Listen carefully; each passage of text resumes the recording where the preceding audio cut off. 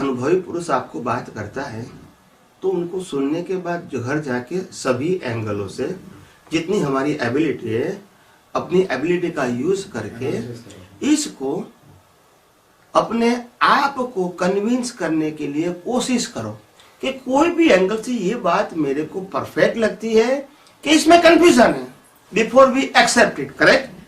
Blindly accept नहीं करो कि मैंने कहा और आपने स्वीकार कर लिया, ये ब्लाइंडली एक्सेप्ट है, उसमें आपका ग्रोथ नहीं होगा। नॉलेज होगा, ग्रोथ नहीं होगा, क्योंकि जब आपने उसको टेस्ट नहीं किया है कॉन्फिडेंस नहीं आएगा, क्योंकि आपने सुना है, पढ़ा है, मगर आपने खुद टेस्ट नहीं किया है थ्रू योर विजन। तो पहले आपकी जो भी एबिलिटी है इसके मुताबिक ये बात को समझने की कोशिश करो कि मेरी जितनी एबिलिटी उसने एंगल से मेरे को ये बात सही लगती है या कंफ्यूजन है इसमें। अगर है तो क्वेश्चन कर लो और वो कंफ्यूजन निकाल दो। फिर सभी प्रकार के एंगलों से हमको समझ में आ जाता है कि नहीं, ये शरीर और आत्मा दोनों अलग है। शरीर कर्मों का भुगतान का साधन है, शरीर का स्वभाव अलग है, शरीर की क्वालिटीज अलग है। मेरा स्वभाव अलग है, मेरी क्वालिटीज अलग है। शरीर जड़ है, मैं चेतन हूँ। और कोई भी एंगल से मेरे को मालूम होता है कि न मैं शरीर हूँ, न मैं शरीर का स्वभाव हूँ, न मैं शरीर की भुगतान को भुगतान करने वाला हूँ, न मेरा जन्म है, न मेरा जीवन है, न मेरा मृत्यु है। आप समझे ना? मैं जन्म, जीवन और मृत्यु की भुगतान करने वाला जो अस्तित्व है उससे मुक्त ऐसा चैतन्य घन स्वरूप, अनंत ज्ञान, अनंत दर्शन, अनंत सुख, अनंत शक्ति वाला अविनाशी ऐसा मैं शुद्ध आत्मा हूं। That's my quality, that's quality of प्रकृति। ये एनालिसिस होना चाहिए। रैंडमली यू आर एक्सेप्टेड तो कंफ्यूजन तो रहेगा। तो कोई भी बात को रैंडमली एक्सेप्ट मत करो, आपकी एबिलिटी का यूज करो बिफोर यू एक्सेप्ट। लिसन करो, एक्सेप्ट नहीं करो। घर में जाके शांति से बैठो, जितनी अपनी क्षमता है उससे सोचो कि आखिर रियली स्पीकिंग ये बात मेरे को ठीक लगती है। किसने कहा वो छोड़ दो, मेरे को ठीक लगती है, मेरे को सूट होती है। अगर सूट नहीं होती है दूसरी बात क्वेश्चन कर लो कि भी इस एंगल से मेरे को समझ में नहीं आता है, क्लैरिटी कर दो।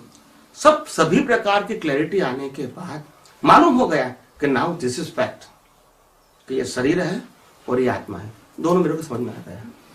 पहले विजन क्लियर करो, फिर एक्सेप्ट करो, फिर एक्सेप्ट करके वही विजन का प्रैक्टिकल लाइफ में यूज करो। देन आपको अनुभव होगा, वही आपका डेवलपमेंट रहेगा।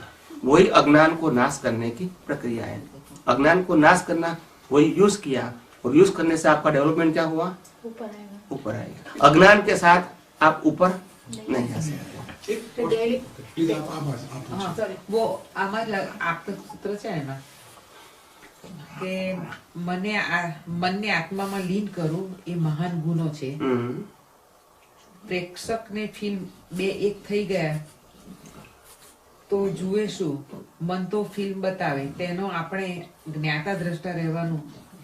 સૂક્ષ્મતર અને સૂક્ષ્મતમ સંજોગોને જ્ઞાતા દ્રષ્ટા રહેવાનું. એ બરાબર. મનને આત્મામાં લીન કરવું એ મહાન ગુનો છે. એનો શું અર્થ? તમે કોઈ દિવસ इसका उत्तर आपने कभी सुना है किसी के पास से?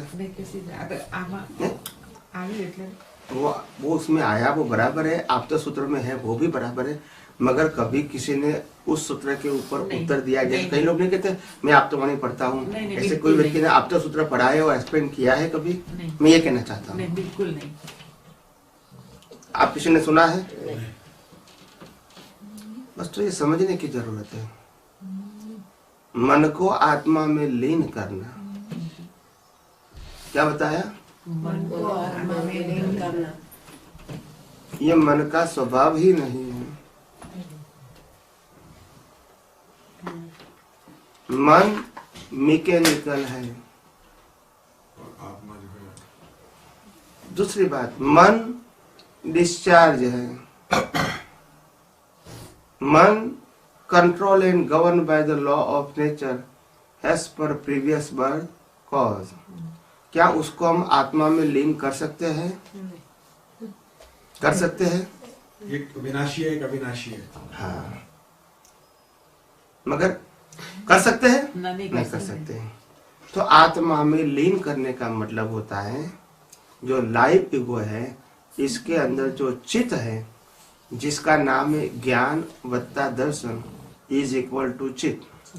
तो चित्त से आत्मा के साथ जुड़ना है। चित्त का मतलब होता है ज्ञान और दर्शन से, और वो भी कौन सा चित्त?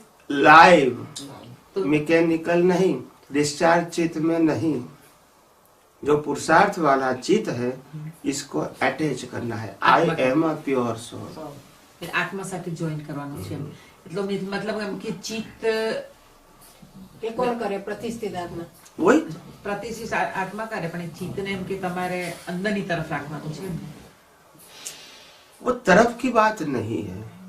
ऑन द स्पॉट ज्ञान સર્કલમાં દાદા એમ કહે છે કે સર્કલમાં નહીં, એમ ચિત્તને સર્કલમાં રાખો એમ કશા કે એ વાંચવામાં આવ્યું છે ક્યાંક, ચિત્તને કુંડાળામાં રાખવાનું। वो तो मैंने कहा है सर्कल और सेंटर। હા, એ તો સર્કલ સેન્ટર એ તો તમે કીધું, પણ મેં કાંઈક વાંચવામાં પણ આવ્યું છે આજમાં કે કુંડાળામાં નહીં, એમ ચિત્તના કુંડાળામાં। આપ તો વાણીમાં જ છે ક્યાંક કોઈ કેવું શબ્દ। वो तो दूसरा एंगल है, वो संयम के लिए बताया है। आपका आपके चित्त को संयमित रखो, यानी हाजिर रखो, उसके लिए बताया है। हाजिर, प्रेजेंट। खाना है तो चित्त यहाँ रखो, काम करना है तो यहाँ काम में रखो। काम यहाँ करते हो, चित्त घर पे ले जाते हो तो इट इज नॉट करेक्ट। वो कहता है हार्ड फेल होता है। क्या होता है? तो what ever work while you work and play while you play, but all the time your चित्त इज रिक्वायर्ड द प्रेजेंट। यानी चित्त का मतलब होता है आपका ज्ञान दर्शन हर अवस्था में प्रेजेंट होना चाहिए। अभी ये प्रेजेंट होना चाहिए वो तो दादा भगवान ने बता दिया, मगर हमको प्रेजेंट होना क्या है वो नहीं मालूम। हाँ, वो कैसे? वही तो बात है, इतने साल होने के बाद भी, क्योंकि हमको साइंस मालूम नहीं है। नॉलेज तो सबको है, तो ये जागृति थी ना, वही तकलीफ है ना। नॉलेज तो है क्योंकि पढ़ा है सुना है, साइंस नहीं है। तो इसीलिए कहा चित्त को हाजिर रखने का मतलब ज्ञान दर्शन को हाजिर रखने का, और ज्ञान दर्शन को हाजिर रखने का मतलब at a time in any circumstances ये होना चाहिए I am a pure soul, और मेरे अलावा जो कुछ भी मन वचन काया है और 5 सेंसेस से दुनिया अनुभव में आती है वो कुदरती रचना है। आप समझे? मैं शुद्धात्मा हूं, वो ज्ञान है, और मेरे अलावा जो कुछ भी है एनीथिंग एल्स वो कुदरती रचना है, वो दर्शन है। ये ज्ञान दर्शन है। शुद्ध ज्ञान वत्ता शुद्ध दर्शन इज इक्वल टू शुद्ध चारित्र। तो चित्त प्रेजेंट रखने का मतलब एट ए टाइम ये दोनों विजन शुद्ध फॉर्म में होना चाहिए, रिलेटिव फॉर्म में नहीं। शुद्ध फॉर्म का मतलब होता है साइंटिफिक फॉर्म, जो परमानेंट ट्रूथ है। मैं शुद्धात्मा हूं, वो भी परमानेंट है, और लॉ ऑफ नेचर से बाकी सब कुछ दुनिया चलती है इंक्लूडिंग दिस बॉडी, वो भी सनातन सत्य है। तो दोनों सनातन सत्य का मतलब शुद्ध ज्ञान शुद्ध दर्शन इज इक्वल टू शुद्ध चारित्र यानी एक्सपीरियंस। आया समझे? नहीं, बहुत नहीं आया। नहीं आया। फिर से एक बार बताइए। क्योंकि ना हमें रिलेटिव सत्य पता है, ना हमें रियल सत्य पता है। हम बस गोते खा रहे हैं, डूबते हैं, फिर बाहर आते हैं, हाथ ऊपर करते हैं, फिर घुस जाते हैं उसके अंदर। तो उसी चक्कर में हम घूमते जा रहे हैं। ना रिलेटिव सत्य पता है, ना हमें रियल सत्य पता है। बस वो किताब में पढ़ लिया है, अब उसमें ये नहीं समझ आता है कि राइट क्या है रॉन्ग क्या है, वो कंफ्यूजन है। वही जो कोई बता देता है उसको मान लेते हैं। वही मैंने बताने की आपको कोशिश किया है कि मैंने पहले भी कहा, जब वहां मैं सनातन सत्य का उपयोग करूं, यूनिवर्सल ट्रूथ का उपयोग करूं, लॉ ऑफ नेचर की बात कहूंगा, वो परमानेंट होना चाहिए, उसका क्रिएटर कोई नहीं होना चाहिए, और इसको बदलने वाला कोई नहीं होना चाहिए। और जब मैं रिलेटिव ट्रूथ की बात करता हूँ, इसका क्रिएटर भी होगा और वो चेंज भी कर सकते हैं। It depend on person. ये तो सब जब मैंने एक मिनट जब मैंने कहा कि आपको सनातन सत्य मालूम होना चाहिए, शुद्ध ज्ञान वत्ता शुद्ध दर्शन मतलब यूनिवर्सल ट्रूथ, साइंस आपके विजन में at a time in any circumstance होना चाहिए। तो आपका ज्ञान दर्शन दोनों शुद्ध है। फिर ज्ञान दर्शन की मैंने परिभाषा बताई। कौन सा ज्ञान है जो शुद्ध ज्ञान है? I am a pure soul, वो शुद्ध ज्ञान है। वो रिलेटिव ट्रूथ, यूनिवर्सल ट्रूथ है। शुद्ध दर्शन कौन सा है? ये मन वचन काया और 5 इंद्रियों से अनुभव में आती पूरी दुनिया वो कुदरती रचना है। तो वो सनातन सत्य है या मेरा सत्य है? सनातन और वो सबके लिए एक है या अलग अलग है? एक सबका मनोरंजन कौन चलाता है? कुदरत कुदरत चलाता है। तो यूनिवर्सल ट्रूथ है।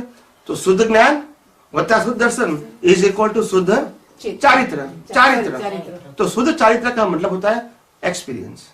कौन सा एक्सपीरियंस? अज्ञान का डिमोलिश का एक्सपीरियंस। या आपने डिमोलिश क्या किया? अज्ञान को, with the help of universal truth science. ऐसे धीरे धीरे अज्ञान को क्या डिमोलिश करके अपने साइंस को, विज्ञान को, अनुभूति को बढ़ाना है। वही डेवलपमेंट है। अज्ञान के साथ इसको नहीं बढ़ा सकते। अज्ञान को डिमोलिश करके कोई भी अज्ञान जब प्रेजेंट होगा, एक ही इतना डेमोलिश करवाना, एक ही इतना डेमोलिश करवाना। ये दोनों विजन से हेल्प से। आपके पास विजन क्या है? शुद्धात्मा। कोई भी संजोग आते हैं सफरिंग के, पाप और पुण्य दोनों को सफरिंग कहते हैं। उसमें क्या रहेगा? मैं शरीर हूं और मैंने सुख और दुख के भुगतान किया। ये दोनों रिलेटिव सत्य है, यस और नो? और रिलेटिव सत्य के पुरुषार्थ से सनातन सत्य का अनुभव होगा, अज्ञान नाश होगा, डेवलपमेंट बढ़ेगा? नहीं बढ़ेगा। ये भी सही है मगर व्यवहार सत्य है, ये भी सही है मगर सनातन सत्य है। अभी आपको कौन से मार्ग पे आगे जाना है? You have to choose, you have to apply. दोनों सत्य है, ये रिलेटिव सत्य है और ये सनातन सत्य है। आपको कौन से मार्ग पे जाना है? Choose one of them. So say